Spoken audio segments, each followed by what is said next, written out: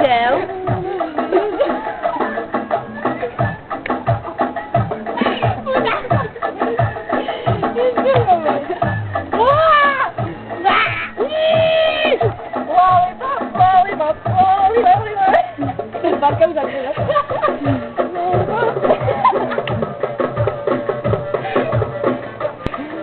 Hola, si pican es que con todo canso vayan así.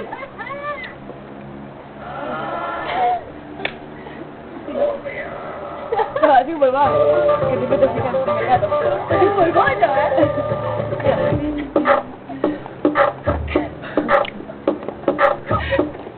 Era bebo. Ya.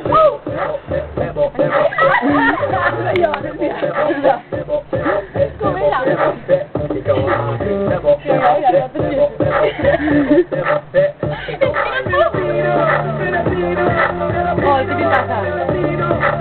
Hoy pare, pakinggan niyo ako. Ito na ang tunay na Pilipino. Galing sa baryo sa bato. Pumunta ng LA trabaho para makatulong sa nanay. Dahil sa hirap ng buhay, pero masaya pa rin ang buhay. Pag kumain, nagkakamay. Yung kanin, chicken adobo. Yung balot, binibenta sa kanto. Tagay mo na nga ang baso. Pare ko, inuman na tayo.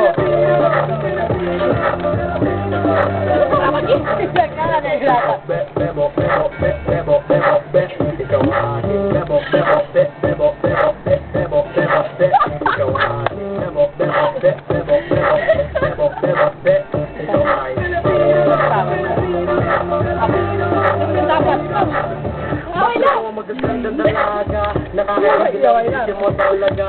Lambing hindi nakakatawa. Ikaw ang gusto mo kasama. Ikaw, ano?